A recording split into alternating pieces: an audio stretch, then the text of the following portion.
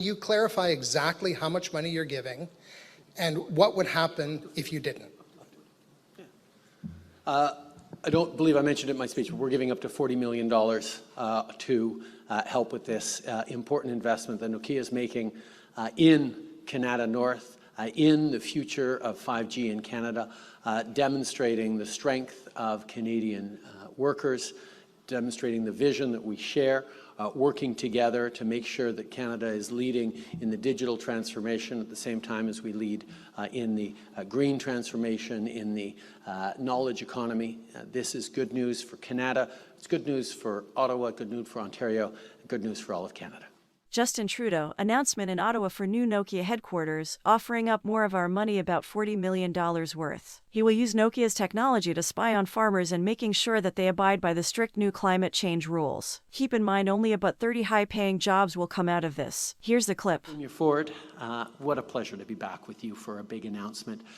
We've demonstrated over many months and years now that big things happen when we work together. Ministers Fedeli and Fullerton, thank you so much, to see you as well. When the federal government can work with the provincial government here in Ontario to deliver good, well-paying jobs for our citizens that are laying track for the future we're building together, not just for Ontarians but for all Canadians, it's always a good day when we're seeing these great projects that make our economy more competitive and our economy growing around the world. Mayor Watson, Jim, great to have you with us as well. You've been a strong advocate for this area for a long time, and it's great to see this continuing to build on the vision that you've laid out.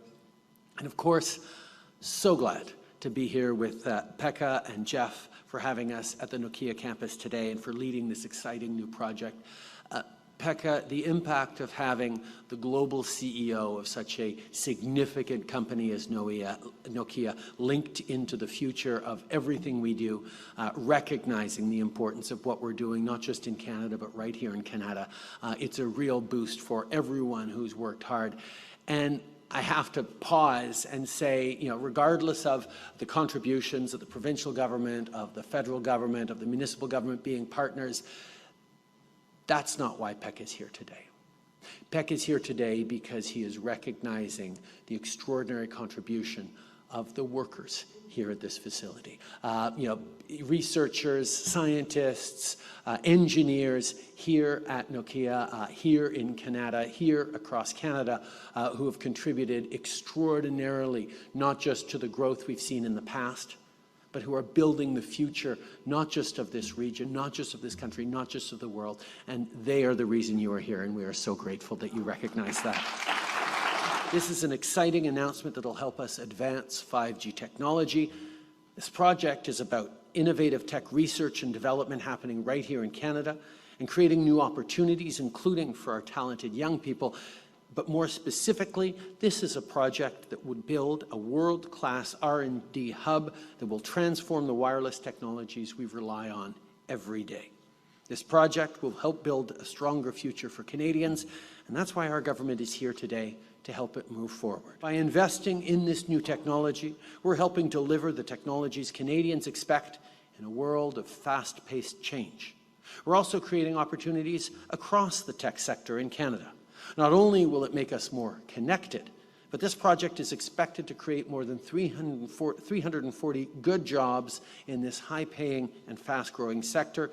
It'll also increase co-op and internship opportunities for post-secondary students. As Pekka was saying earlier, for about every fourth workstation here, there is an intern here learning and growing. And that commitment to developing the workforce of tomorrow and ensuring diversity in that workforce as well, including bringing in almost 50% women in their internships, is really, really important, not just for the fairer, more equitable society we're building, but for the excellence of the products and the research that is done. By advancing Canada's 5G capabilities, this will help add real value to our economy, because 5G has the potential to add $40 billion to our economy every year by 2026. This fits in to a series of announcements we've been making over the past year. It started in the spring. François Philippe and I, and Doug was there as well at Stellantis and some other auto sectors, talking about electric vehicles, talking about the battery supply chain. We were just last week at Rio Tinto in Sorel, Quebec, talking about the important investments in a green supply chain around the critical minerals that are needed for the auto industry.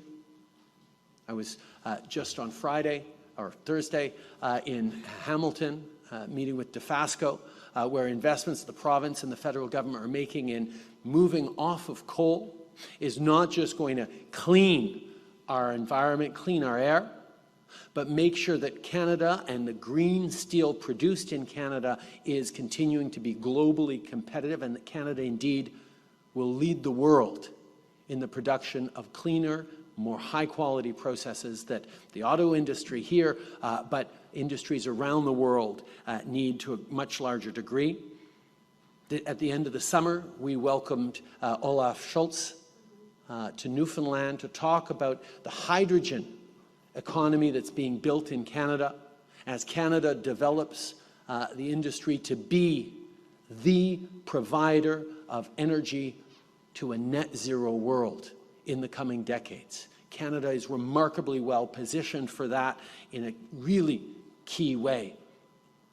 But of course, none of those advanced technologies, none of that happens without the kind of connectivity that we're here talking about today.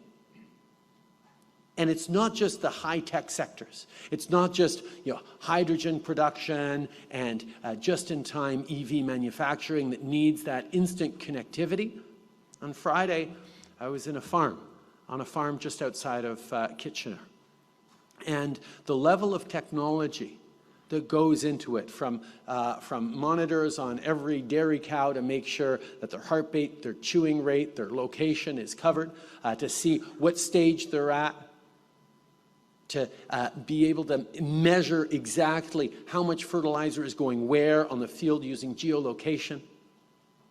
The need to connect everything for maximum efficiency, for maximum productivity, and for maximum beneficial impact, minimizing waste, minimizing excess energy, is going to be the key to moving forward. So Canada is a country with extraordinary natural resources, and our advances on critical minerals and energy are things that the world is going to need right now, because we're doing it environmentally, because we're doing it sustainably, because we're doing it with a high quality of labor standards and quality of life for workers. And that's a key differentiator from places around the world. But on top of that, Canada's advances in communications and digital technology, our advances in world leadership on AI, our moves forward on quantum technologies, these are all the things, and the connectivity that you get from 5G and eventually 6G is happening right here in Canada.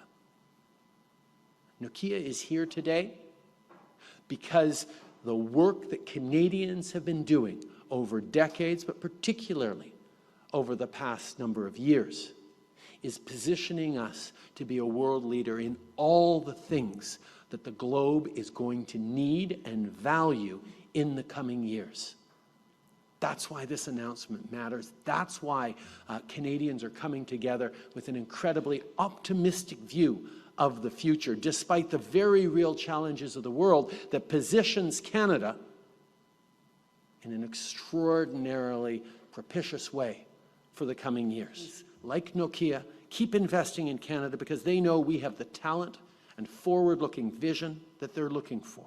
We're excited to see all the potential they'll bring forward with this project, and we'll keep working to create and attract well-paying middle-class jobs across the country while we build an economy that works for all Canadians.